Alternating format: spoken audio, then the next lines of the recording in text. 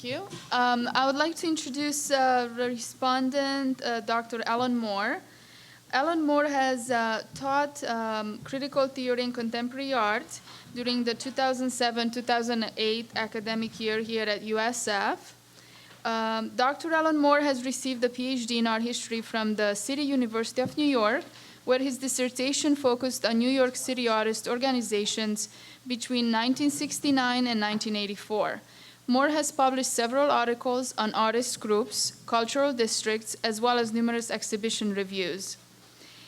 In 1984, Moore co-edited with Park Miller, ABC No Rio de Janeiro, Story of a Lower East Side Art Gallery. His recent publications include Local History, The Art of the Battle for Bohemia in New York, co-published with James Cornell for Alternative Art New York, 1965-1985.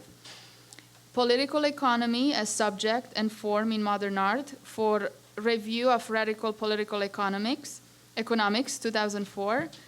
Being There, the Tribeca Neighborhood of Franklin Furnace, co-published with Deborah Wax for the Drama Review in spring 2005. And he also has an introduction in Welcome to Our Resistance, the What and Why of the Tompkins Square Park Rebellion to Resistance, a Radical Social and Political History of the Lower East Side. Please welcome Alan Moore.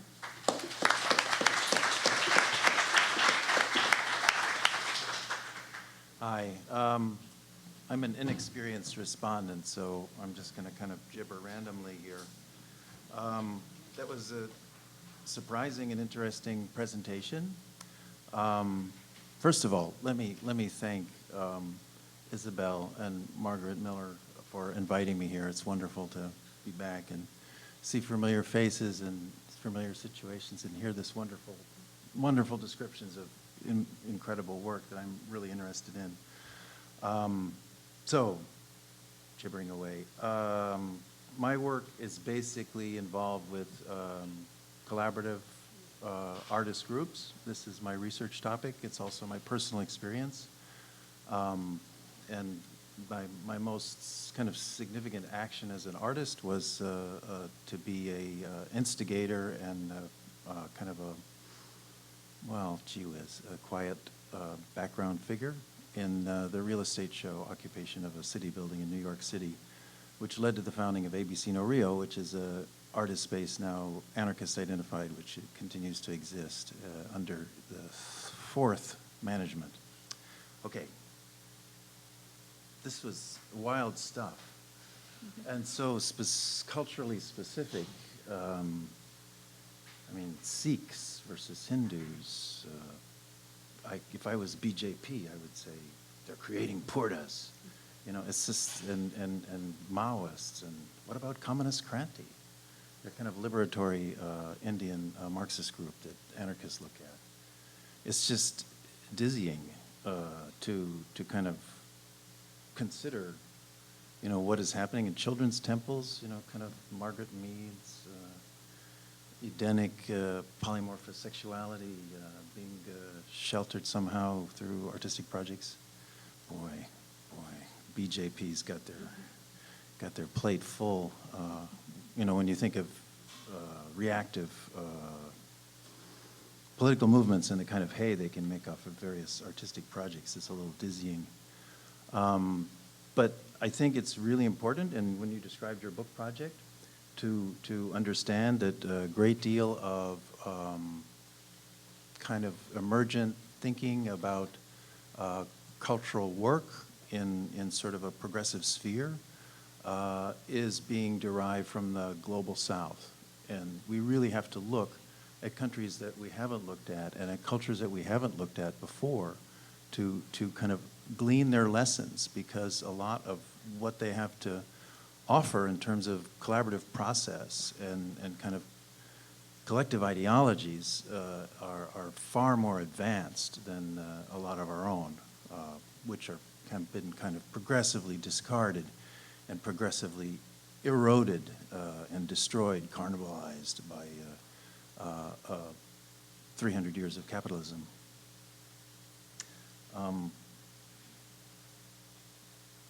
So yeah, another thing that kind of is clearly happening here, and there's a consonance with the work that you described and what Raul was doing with Torolab, is this kind of question of participatory planning, but beyond that, kind of client-based design. It's, I guess, what Samuel Mockbee's Rural Studio was renowned for, working with clients to design the very houses that they live in. I don't know if this was happening in Houston at all. I guess you guys were kind of, Rick Lowe's presentation, kind of working off of the shotgun house model, kind of a historical model, and developing projects with architects from Rice and so.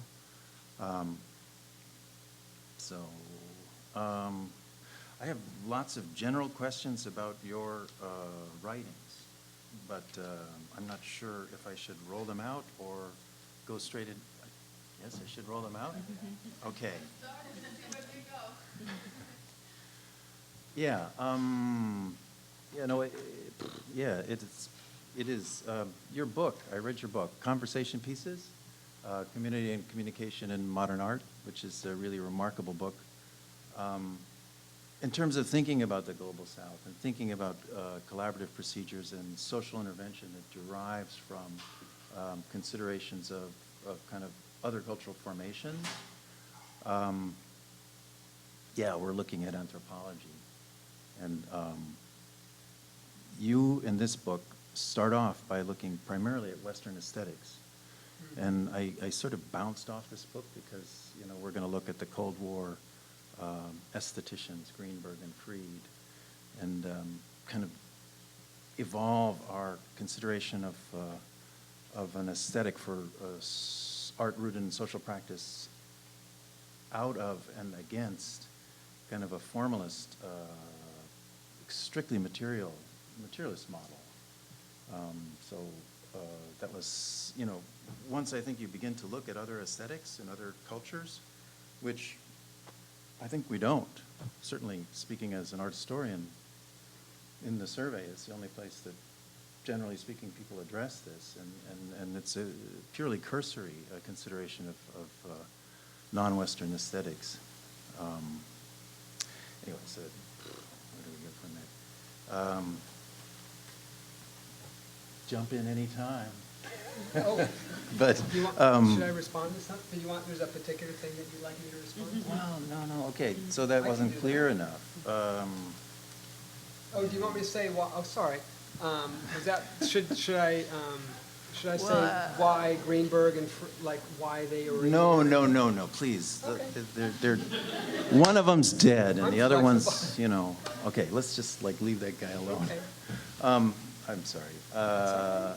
Okay, well, push that aside. I just kind of want to make the point of like considering these collaborative practices and social interventions from the kind of in relation to particular aesthetic philosophies was sort of the project of this book, but you basically were dealing primarily with Western aesthetic philosophies. Looking at those Adivasi temples and looking up at the Mother Goddess, I'd never heard of this. This is like great. I mean, the great goddess feminists must really dig this with the Baobo, you know, the open vagina thing. But I've never heard of it. Anyway, so I was blindsided, you know, my minimal acquaintance with East Asian art. But there is definitely an aesthetic action here. And they begin with the children, and you look at the children's drawings, they're very distinctive. They're rooted in a sort of artistic tradition, which is completely unknown to me. You know, forest dwellers, first peoples of India. So in what sense would you kind of position this artists and artistic groups practice in relation to kind of a local aesthetic? Okay, let me respond to that. Look, and maybe I can step back just a little bit and kind of, because it sounds like there's a question forming there around Western aesthetics versus, is that on? Can you hear me okay? Western aesthetics and kind of, in this case, you know, you have to get very specific. It wouldn't just be Indian, it would be Adivasi aesthetics, whatever, but they're obviously influence each other. one of the things that I found in a lot of projects, and not just Navjot's work, but, well, there's two things to say. One of them is if you kind of step back and look at a lot of practitioners working globally, I wouldn't say that everybody's reading the same books, but there's a general understanding of modernity that people tend to share. Now, most of the people I write about, they went to art school, right? So they kind of have art training, and because of the hegemony in the post-World War II period of certain Euro-American models, they're quite conversant. I mean, Navjot's, knows all the usual suspects and so on. And so that's not to them an alien discourse. And in fact, in India, they're quite accustomed to having to deal with what to do with kind of non-Indian cultural ideas, right? There's a couple hundred years of the kind of things being transformed in certain creative ways. So it's not completely alien in a way. At the same time, there are differences. But the thing that I guess the thing I'd step back and focus on, and this is something I associate with aesthetics in our practice, and that is a recognition of the contingency of things. And I'll try to give you an example of that. Shantibai, I showed you those columns, and those columns at Shantibai started as an assistant to her husband. Women, prior to dialogue being in the village, women did not make art in this village, and this is a center for Adivasi art production. They could go to training and so on, but they'd mostly work as assistants, or they'd work in the fields or as laborers while their husbands made art. And Shantibai was one of the first women to start to make her own work. And what she did was she used the memorial pillar. Now, memorial pillars are a common feature of the countryside in this area. And they're basically pillars that are constructed to memorialize the life of someone. An aunt died, and it tells all about her life, or they're celebrating a particular religious figure. Well, Shantibai kind of appropriates the memorial pillar and uses it to, in a way, tell the narrative of her own life in bits and pieces. And so each memorial pillar will have stories. This happened to me, and then this happened, and then I met this person, and so on. And when I talk to Shantibai and Rajkumar and Gesu, which is difficult because they speak a dialect called Halbi, which most Hindu speakers don't understand, so you have to have like 3 translators. But given those kind of problems, what they said was, prior to this work, we would look at those pillars and we always saw them as kind of part of the landscape. In other words, we didn't say who made that, where did it come from. We said they've always been there, they'll always be there. There wasn't a sense of the pillar as something created or brought into existence or something that someone had the agency to produce. It was just a given. And one of the effects of the work that they've done is to start to understand the constructedness of the world around them. And that understanding, that opening up of the possibility that, oh, someone else made this thing that I thought was as natural as a tree trunk. It wasn't God, and it wasn't, the state. It was some other person. They'd track down the artisans that made the memorial pillars. Because they're often from other villages, and people don't travel very far. So they could be 30 kilometers away, and they've never been there before. They don't know who those people are. And so that notion of the contingency of the object was really important. And what happened, I think, over time was that notion of contingency expanded out into an understanding of craft practice or art itself as a kind of social architecture in the village, as something that had the effect of both binding people together, covering over differences and conflicts, and that by appropriating things like artisanal production or craft or the way that water is collected or the way that temples are constructed, you could actually reorder the village as well. So all of these are ramifications of a notion of agency in some way that I think open out from, in my ideal kind of romantic way, I think that opens out from a notion of art as an exploration of the constructedness of the world and a kind of a demythologization of that constructedness. And I think to me, it's like so overt in Rajkumar's Pilagudi with the mirrors on the ceiling, where he literally kind of removes the deity and puts the mirror in its place. Now, there's all kinds of interesting questions there around the image and the reflection of the image and the politics of that. But to me, that was a fascinating gesture. And to me, that's a modernist gesture, but it's a gesture I associate with a certain kind of opening up of possibilities, as Laurie said, that I found really compelling. And I've seen in a lot of different projects in a lot of different cultural contexts. So that's a backhanded way of answering the question. Well, 2 things. First of all, in describing Najaf as schooled in this sort of collaborative social intervention practice, might we begin to argue for a sort of universality to contemporary collaborative social interventionist practice? And does this arise from the current conditions of neoliberal economics, the radical transformations of triumphant, rampant capitalism, first? And secondly, if from a traditional anthropological perspective, which I'm of course not entitled to inhabit, I would criticize perhaps this as social engineering. I mean, you have, art as social engineering and rather radically presumptive. Of course, you've got cultures that are under pressures, so there's also the issues of social conservation. But I'm thinking, I did a little study of the Asmat in Irian Jaya, formerly New Guinea, and they're basically headhunters and cannibals, and this wasn't going over too good. So they had to moderate their behavior. So the Catholic missionary group, I'm blanking on exactly which one, came in Jesuits? and kind of... Jesuits? No, they weren't Jesuits. I want to say Paulus, but anyway, they got a monastery in Minnesota somewhere. Anyway, they became involved with the Asmat, and they kind of devised a syncretic Catholicism that enabled them to preserve many of the signifiers of their former practice. Of course, they did get the chance to eat a Rockefeller first, but that's only a rumor. Speaking of getting off the track. But so formerly, religious orders do this kind of social conservation patchwork, to protect this, in this instance, decolonization by the Dutch and recolonization by the Indonesians to protect the Asmat.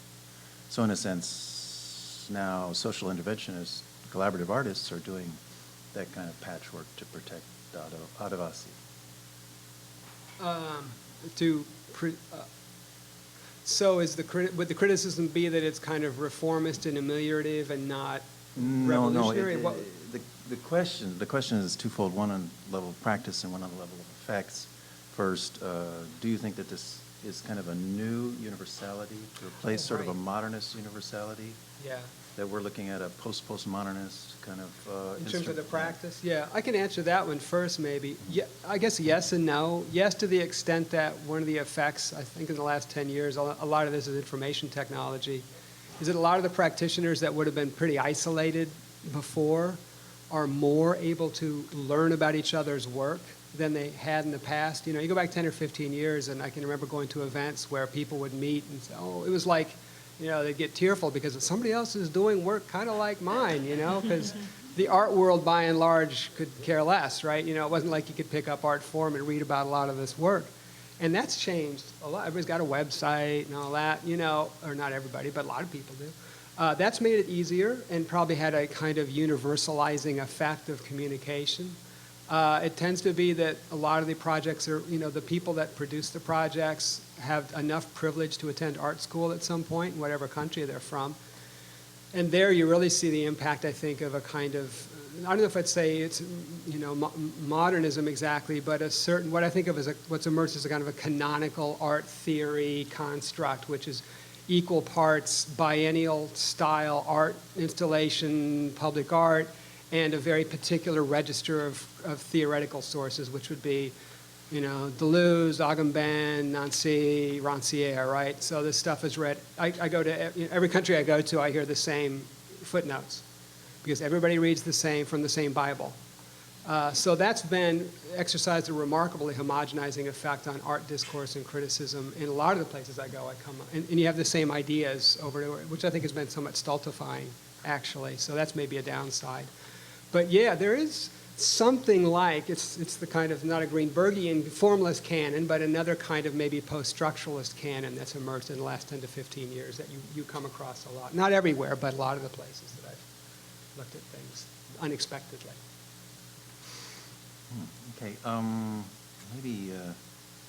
Maybe I would leave aside the questions of social conservation and social engineering, although in a sense you did raise them in your consideration of superflags and the guarana power, but now we're talking kind of off the table.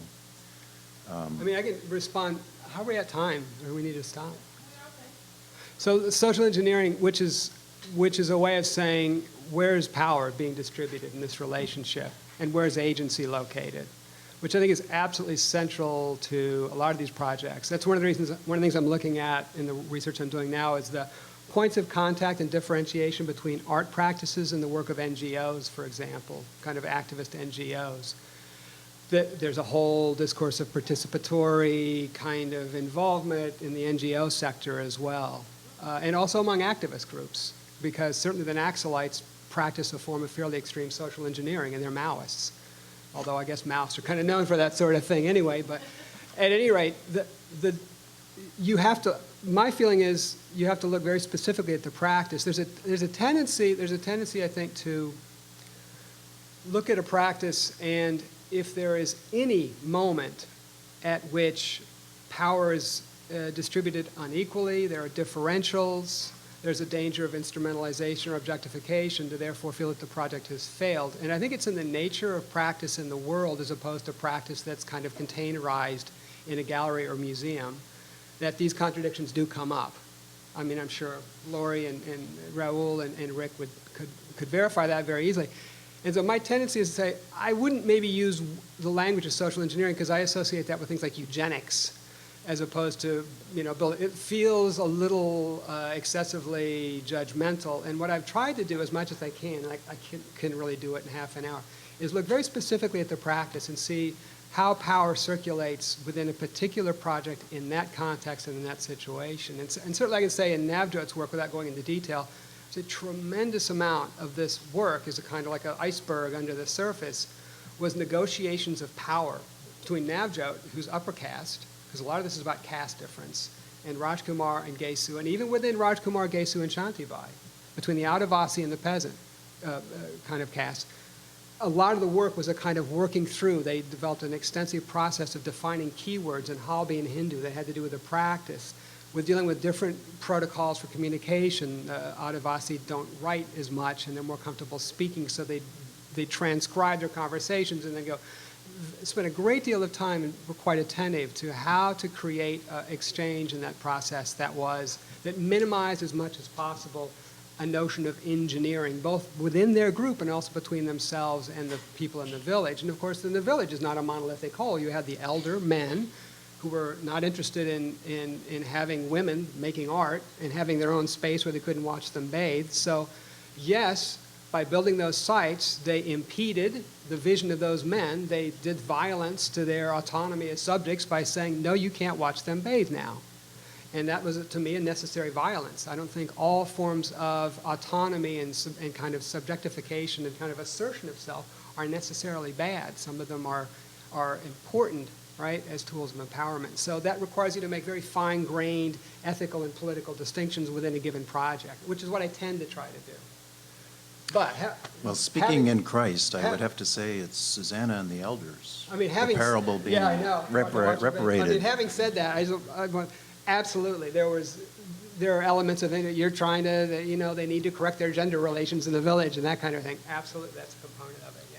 But I think it's kind of inescapable.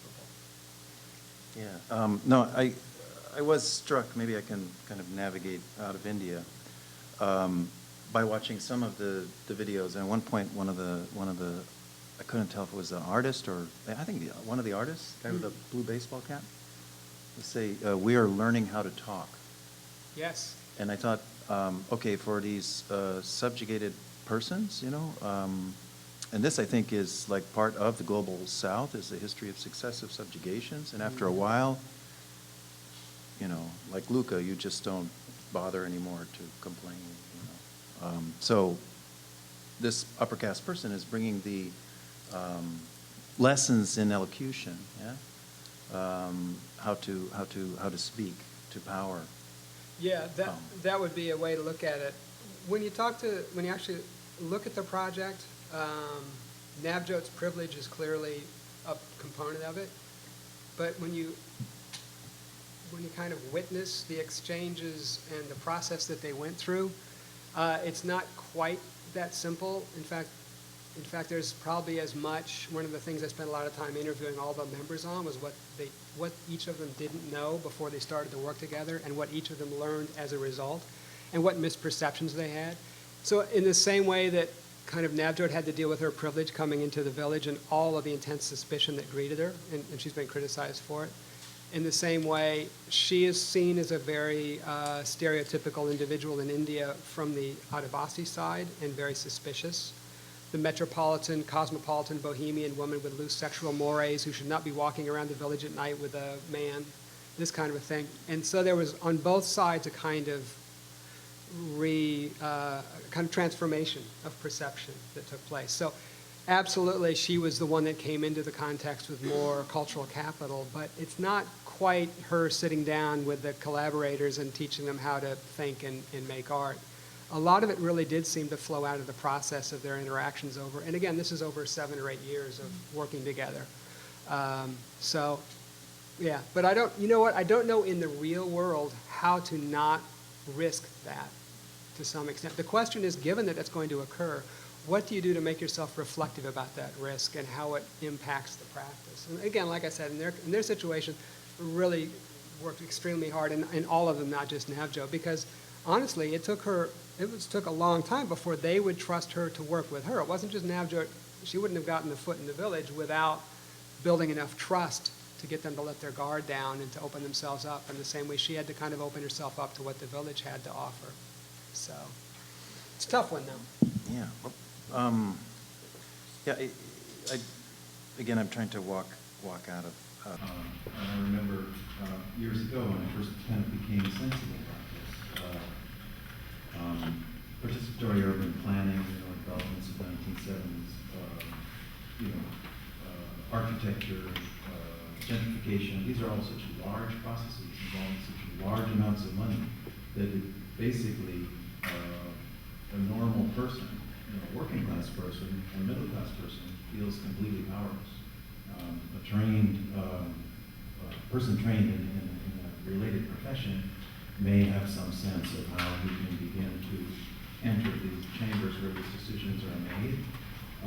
But again, it's skull and bones. You don't know what's really going on.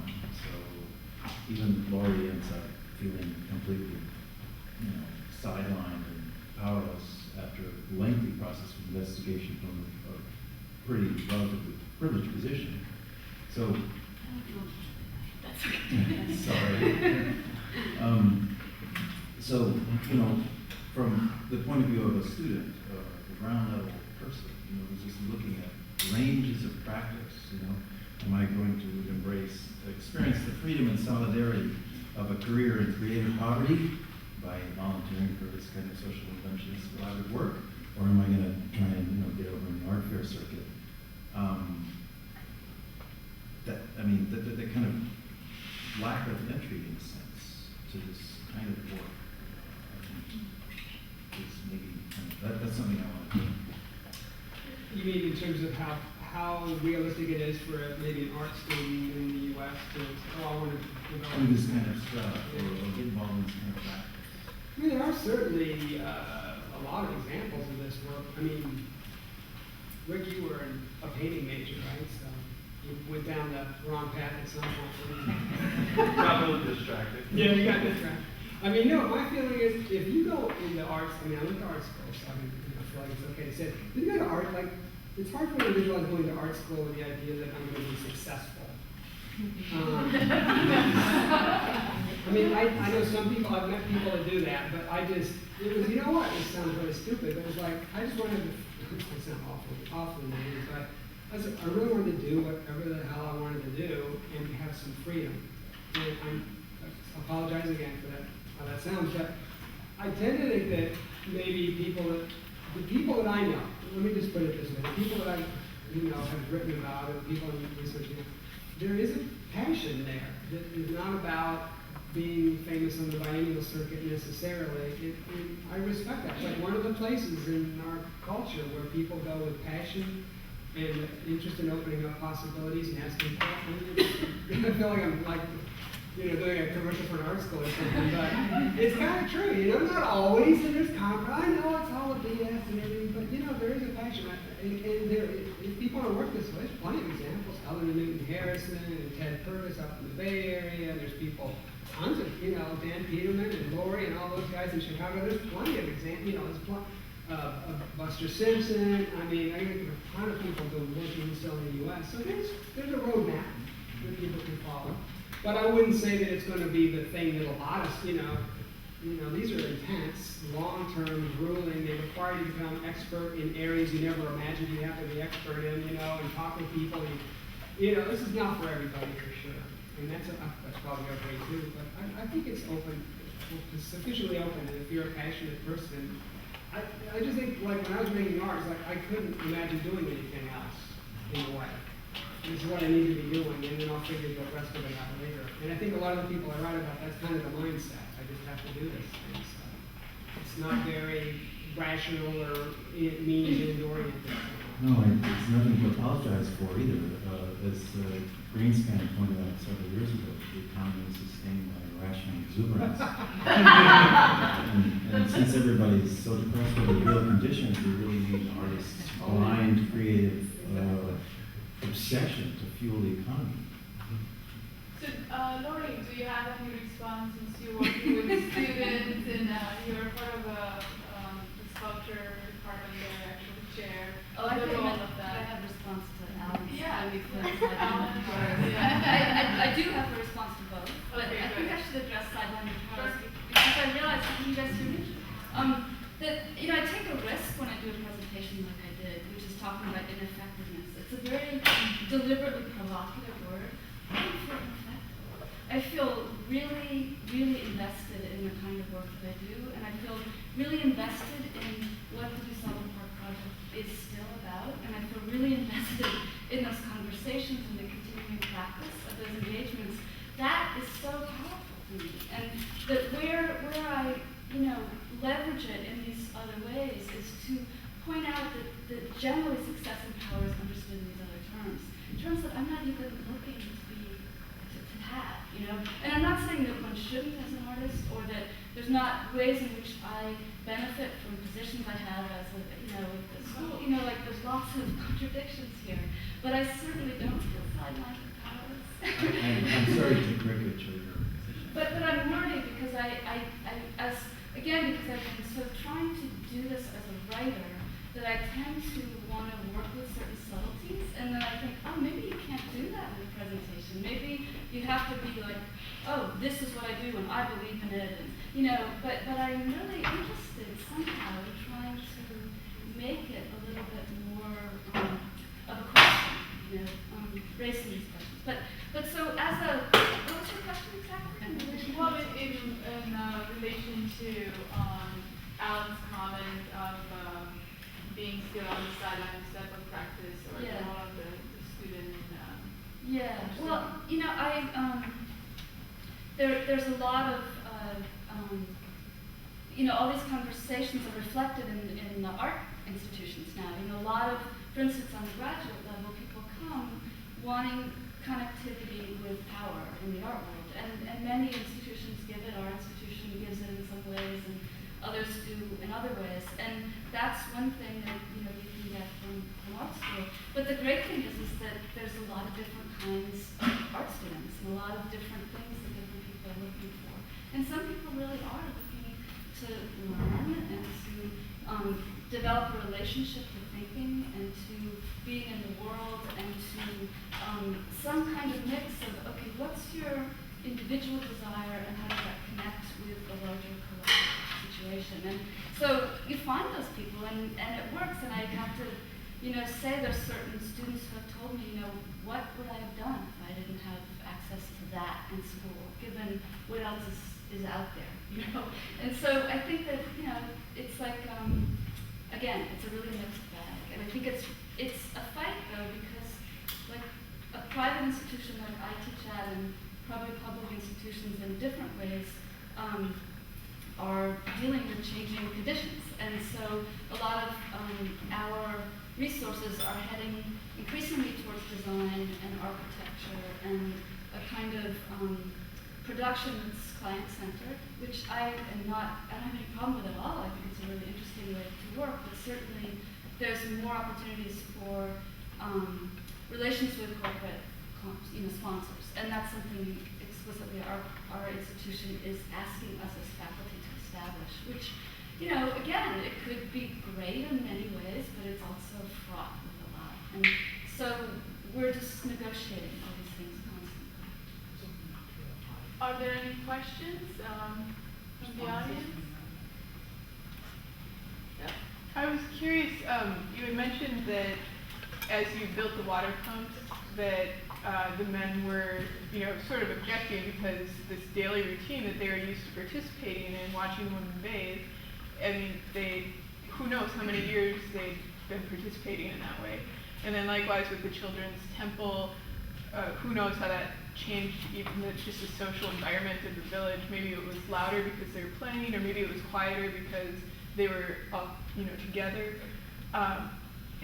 Are they still there? Are the people who built those structures still there, or did they leave the site? And do you have any plans of sort of checking in to see, did the men tear down the wall, or did they cover the mirrors, or I'm just curious if they stayed that way because of the presence of the artist, or if how that changes. They live there. They live there. Okay. And have for going on 10 years. Now Jo lives there. She's there about 6 months out of the year. She comes there from Mumbai, spends half the year there. And Raj Kumar, they fund it by selling their own work. They got a little IFA money at the beginning, but there's no money for it from the government. So the other way they can survive is they make art. Like you saw those pillars that Shanti Bai was making, well, they'll each sell a big work every year, and India is cheap enough that they can do that and actually fund the space. So they'll come back and forth, all of them will come back and forth at various points. There is a problem, but at the same time there's a sustainability issue because some of the sites take maintenance, and there's an ongoing process of trying to figure out, do people like the site enough to want to keep it in working order and to repair it. The government's not going to give them any money for that. So there's an ongoing struggle to figure out how invested people in the village are, and some are, and others could care less and think it's probably a waste of money or time. So it's not simple, but they're still all there. I was there about last year, about maybe 9 months ago, and that's when those pictures were taken.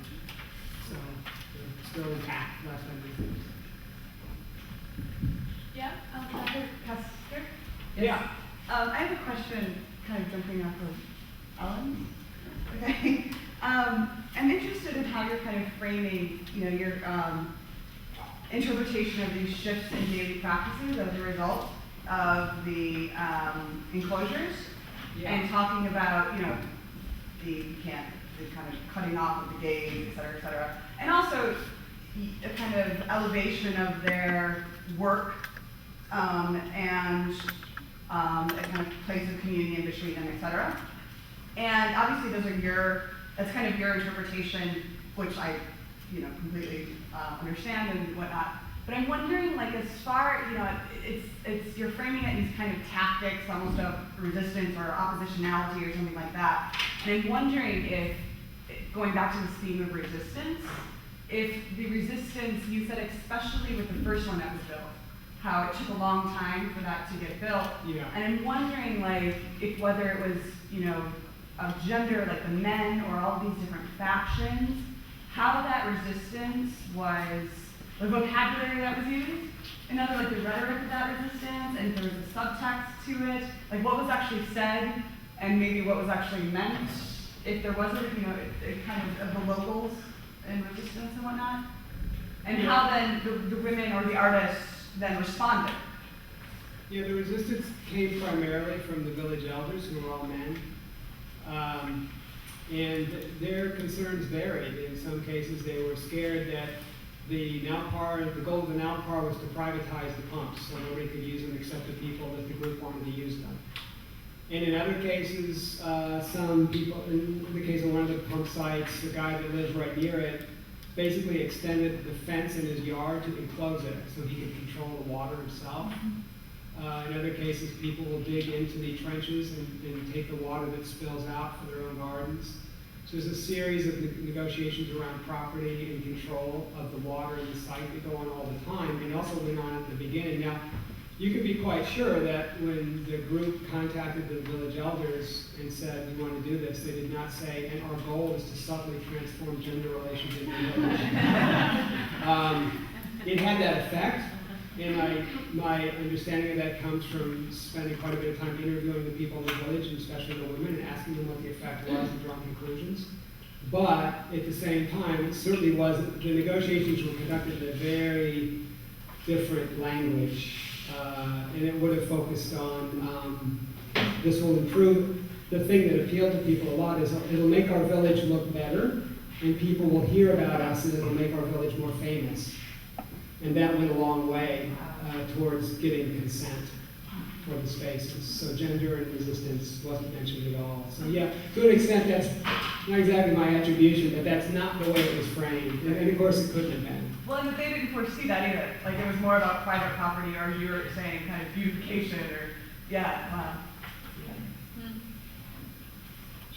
I have a question for Laurie about your current work. I mean, the previous project, the projects you showed that you did in the past had a very kind of subversive element, the oxygen kites and the alternative designs for that space. And I wonder where you're going in your current project, aside from learning about all these, aside from learning about the scandalous conditions of these sites. Does it end up in a kind of subversive, does it have that same dynamics to it? It's funny because it's a writing project, and I didn't read from the chapters. And I feel, because I also think of myself as a writer, I spend an inordinate amount of time doing it, that somehow, that's not going to work in the same subversive way that our project could be understood, especially in this context. But I sure hope so, as a writing project. But it's, what I was, again, it's hard to know how what you're saying comes across, but what I was hoping to convey is that the writing isn't cast in terms of even the words that I was using, this material is used for this and this. I mean, there's that information in there, but it's rendered in a kind of surface detail and a very kind of first-person encounter with these sites. And so there's something about all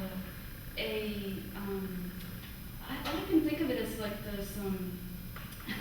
those surfaces that are reflected in many different ways simultaneously. So there's not a single, this is about this, and this is bad, and this is this. It's more like, this is all connected, And so I feel like, if anything, the subversiveness is in the reader's active kind of pulling together and making their own sense from this, which is certainly something trained as an artist, I was trained in doing, is how can you make a kind of matrix from which your audience takes an active role in putting it together.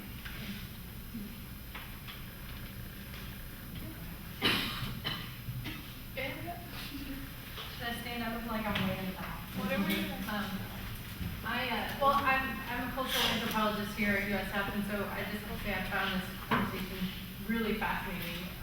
And having spent a lot of time in very small rural communities and actually studied gender and water in Tanzania, and also done ethnography of childhood in Belize, I just loved hearing about your presentation. I think I was just going to kind of build on these two questions here in the sense of, to me, when you were talking about how the process was generative over a period of years, and sort of thinking about, what was the directionality of power as it was being shared, and, are you going in and sort of doing an intervention and changing gender dynamics in a way that maybe wouldn't have happened if the artist wasn't there? Clearly, in some way you are, but I think one of the other dangers, the sort of flip side behind some of the questions, is this assumption that cultures in India are somehow static and shouldn't be changed by Western globalizing modernist art. So I think it's a real paradox and a tension that communities that are experiencing this sort of globalization process, as problematic as that is, as you just call it that, I think thinking of it as a two-way negotiation is really important. And you mentioned agency, and I think the idea that the temples that were sort of reflecting the children's agency, I thought that was really fascinating. And one of the assumptions I think that's made by creating a space for children to play is that you mentioned at one point, well, actually children don't have a space to play in the community. When, I guess based on my experience, I think children create their own spaces to play in a village context out of, places that maybe to our sort of untrained eye wouldn't really be appealing or didn't really seem to be spaces for them to play. So I think the example that you gave with the water pumps I thought was really fascinating because to me it seemed very organic in the sense of a real dialogue between the women and the artists and sort of what emerged from it. And with the children too, I'm sure that was a similar kind of process.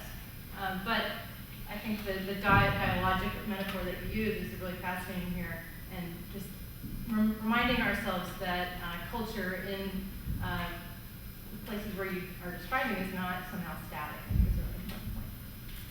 Yeah, and that's really the case in this area in particular because of the impact of the industrialization in this region. They're putting major highways in, not so that the Adivasi can get anywhere, but so they get the resources out. So it's really transforming their lives. And they're kind of poised between the BJP and the Maoists in terms of forces. So they're kind of like they're getting the worst experiences of modernization without any of the benefits in a way. So it's driven with contradictions.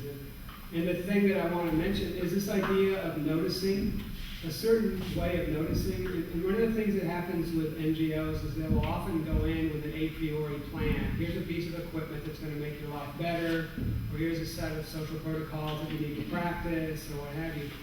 And what I think about, like, I'm thinking of Raul's work or Rick's work, or work that Lori's done, but there's a certain notion of attention to things prior to judgment, kind of paying attention or noticing. And that happened with Nabjo and Dialogue. Like, they were in the village for like 2 years or 3 years before they came up and even started to think about this. The accumulation of knowledge of that space that was required, and it's a simple thing, right? But to understand its impact and significance, it took a long time to get a sense of the gestalt of the village. And to notice things, like to notice, the things that seem really self-evident. I think Lori said something about, you wouldn't have noticed, maybe it was something you wouldn't have noticed if you had been from there. Well, there's a little bit of that idea that there's this notion of noticing things, and then before you determine what they mean or how to make use of them, you simply are in a more receptive state to the specific kind of empirical effects of a context or a situation. And then out of that, all sorts of things flow. But I think that kind of noticing is really rare. I mean, it sounds really simple, but that order of paying attention and non-evaluative paying attention to the conditions as they are is really important. It's creative to me. It's really, this is some kind of Buddhist, but it's very creative, generative. I have a question for Alan Moore about the question that you asked last about graduate students entering into this area of work and about the entryways of being able to do that, and maybe perhaps the struggles that they encounter with semantics and how like gardening and farming and social engagements, those words are considered a bit separate from the art world in a lot of ways, in a lot of texts, and how artists, I guess, can work with that and perhaps mold it so that they can find entryways, or just really your opinion on the possibilities of that and the different venues. Thank you, Vicki, for handing me a soapbox. I mean, basically, I kind of wanted to make one question. The question was the relationship of this kind of artistic practice to social movements. And the name of this conference is Art as a Catalyst for Social Transformation, Social Change. Social change happens, whether artists are involved or not. And it's mainly driven by hyper-capitalism. I mean, my understanding kind of a lot of these kinds of things, and when I was teaching here contemporary art, it was all driven by the avant-gardes, the trajectory of the avant-gardes, which has always been opposed to various kinds of exploitative formations, be they fascist or state socialist. So I would say that, keeping your eye on the ball, which is resistance to the dehumanizing, exploitative forces that are unleashed in this world is the way to do it. But kind of the question of the relation to social movements is it's rarely raised, and in fact academics can't really raise it. But the desired social transformation, of course, is revolution. And I hold the Austrian theorist Gerald Browning's book, Art and Revolution, Transversal Activism along the 20th Century. Now, I just want to say one thing about revolution as it's presently conceived, which is not seizure of state power. It's not about that. It's about the state is the bait, right? No, you don't take the bait. The task of contemporary revolutions is precisely as per Felix Guattari, to elude the state through independent, autonomous formations. Antonio Negri and Michael Harp, I'm taking this all from Brown, they lectured at Document 11 on the 3 elements of counterpower. 1, resistance. 2, insurrection. And 3, constituent power. Now this is what these practices build, and the kind of investigative project exhibition work that Lori's involved in as well, research work, builds constituent power. And in the American democratic framework, this is called participatory democracy. So that's an element in which one can build revolution, not seizure of the state, but constituting autonomous formations where people's wills are expressed against the interests of exploiters. So that's where you can work. Not to answer the question, but just to get on myself. Thank Are you. there other questions from the audience? Responses from panelists? Then I thank all of our presenters and respondents.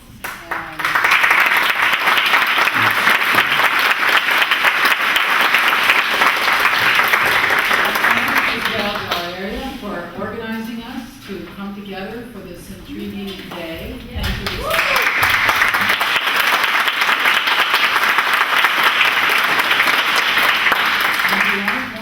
which I hope you're not. I hope you're stimulated for additional conversation, and we'll come to the Contemporary Art Museum at 7 o'clock tonight for the reception to Torolab, where you can ask more questions and interact with our guests and each other.